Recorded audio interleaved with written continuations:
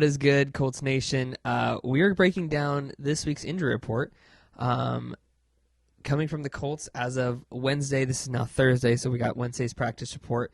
And who's in, who's out, and maybe some surprising returns. So we're hoping to see some people come back a little bit early, It'd be great to see, especially in this revenge game against Frank Reich.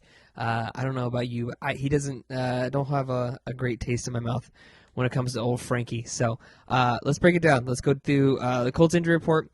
The first on the list is Juju Brents. He is did not practice with a quad injury, so he's likely to miss his second consecutive game with that quad injury, which is a huge loss to that DB room, which means that we're probably going to see Baker and Brown again. Hopefully we don't get burned by them for a third straight week. Surely not, right? Surely that's over.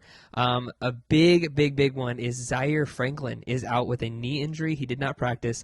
His status is still questionable, but it does not look like he's going to be playing. This is the leading tackler for linebackers in all of football right now. That's a big deal. That's a huge loss.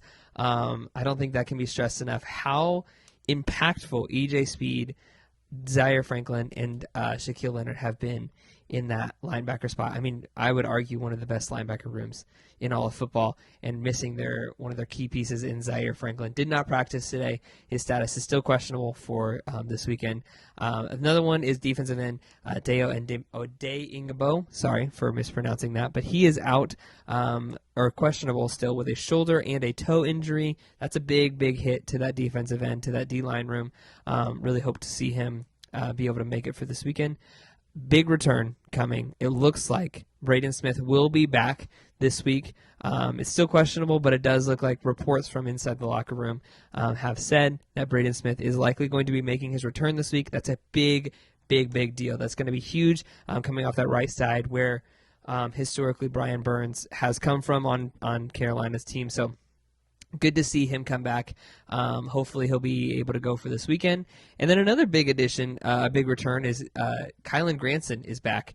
He's a full participant today after clearing the concussion protocol. So it looks like he'll be making his return. So those are two really big returns, specifically off that right side. That's going to be huge for Gardner Minshew and the Colts. Hopefully be able to do that. And then Eric Johnson, the second, he is also full participant after missing some time with that ankle. So it looks like they'll get some help there. Hopefully that helps with Grover Stewart still being out for the next couple weeks. Hopefully they'll be able to go. So that's it for the Colts. The Panthers injury report is a lot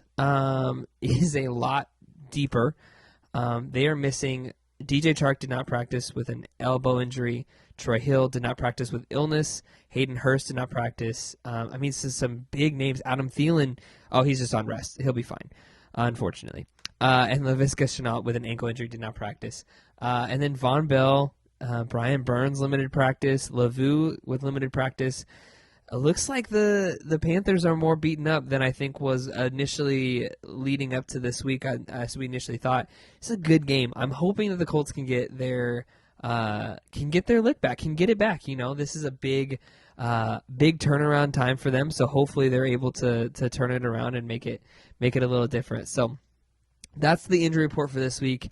Again, some big returns with Kylan Granson and Braden Smith, and hopefully Zaire Franklin and Juju Brents can make it out, but it doesn't look like the Juju Brents he's likely going to miss his second consecutive game with that injury. So, but big returns in Kylan Granson and Braden Smith, and that's our injury report for this week. We'll see you guys in the next one.